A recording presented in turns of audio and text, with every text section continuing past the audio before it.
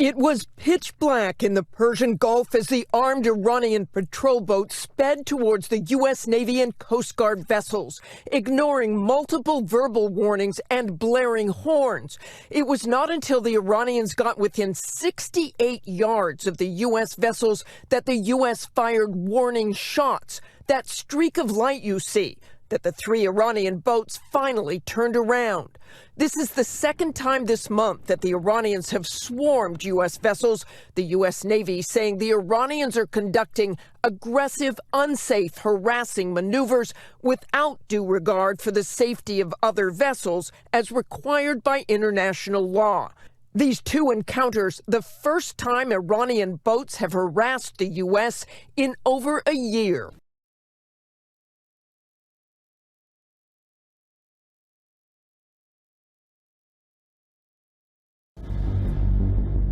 The Myanmar junta has met a formidable opponent. They lurk in the shadows, using the cover of night to strike decisively. The Karen guerrillas, battle-hardened fighters from the country's southeast. On Monday they mounted a daring attack on a military base along the Thai border. Karen fighters seized a base at night and torched it to the ground. The fire was still burning by Tuesday morning. In these videos, shot from across the border, you can faintly hear a gun battle raging. The attack was a morale booster for the anti-coup camp, but the joy was short-lived. Within hours, the junta struck back. They carried out airstrikes on villages controlled by the Karen army. Battalions are moving into forward positions, possibly for a larger offensive. Nearly 25,000 villagers have fled their homes.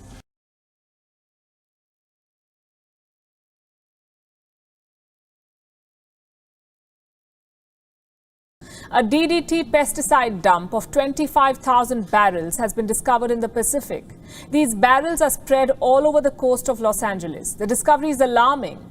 It offers insights into why high levels of DDT have been detected in the area's marine animals. At least 24,000 of them have been rescued over the years, with some even suffering from cancer. Resting deep in the Pacific Ocean, this is just one of 25,000 barrels discovered by scientists at the University of California. What do the barrels contain? Dichlorodiphenyl trichloroethane, or DDT.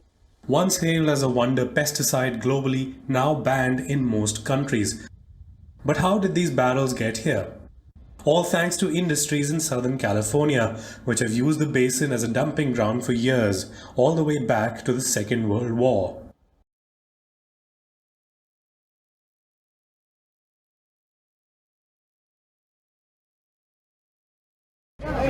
Human Rights Watch has accused Israel of crimes against humanity by pursuing policies of apartheid and persecution against Palestinians and against its own Arab minority. The rights watchdog will be sharing the report with the International Criminal Court, who just weeks ago announced it would formally investigate war crimes in the Israeli-occupied West Bank and Gaza Strip. The Israeli military and armed Palestinian groups such as Hamas were named as possible perpetrators. This was after ICC judges ruled that the court had jurisdiction there. Israel says it does not recognize the court's authority.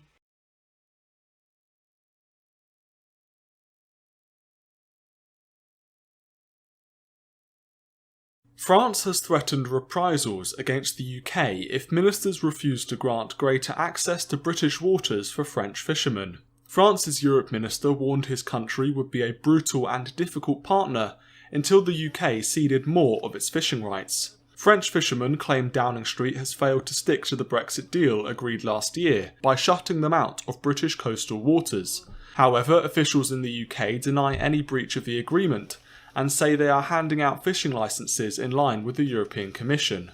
Trawlermen on the continent blockaded the port at Boulogne and stopped British lorries last week in a protest to the Brexit deal, which sees the UK regain control of some of its fishing waters from European boats. French ministers have threatened to withhold access for UK banks to operate in Europe if Boris Johnson failed to make concessions on fishing.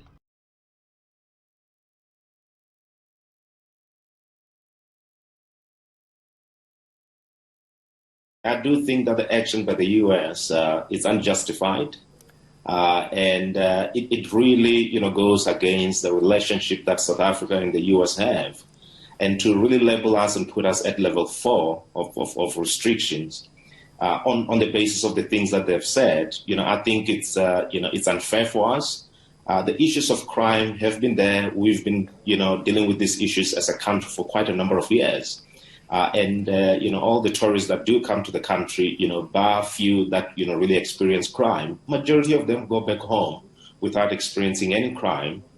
So therefore, having this type of restriction and these pronouncements, I do believe that, it harms our industry.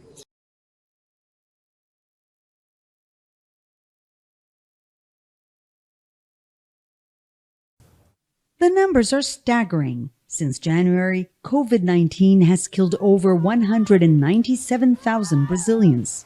More people have died in 4 months than in all of last year. But now the pandemic has taken a sharp political turn. Congress is investigating whether President Jair Bolsonaro is responsible for the world's second largest COVID-19 death toll after the United States. Bolsonaro is accused of downplaying the dangers of the virus and the efficiency of the vaccines.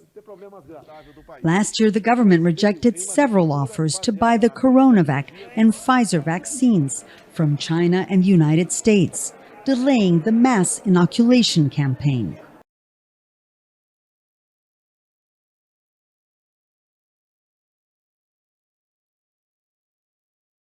Quebec is reporting the first death in Canada linked to the AstraZeneca vaccine. A woman in her 50s died after developing a rare vaccine-induced blood clot in her brain. Quebec officials have no plans to change their vaccine strategy, though, saying the benefits of the vaccine still far outweigh the risks from COVID-19. Well, Donna, the Quebec government only got confirmation that a blood clot was the cause of death at noon today. That confirmation came from a laboratory in Hamilton, Ontario. The announcement came in Quebec City, made by the province's public health director. The woman who died was 54 years old and lived in the Montreal region. If we knew that she was going to do it, we would not give her the vaccine, but it's impossible.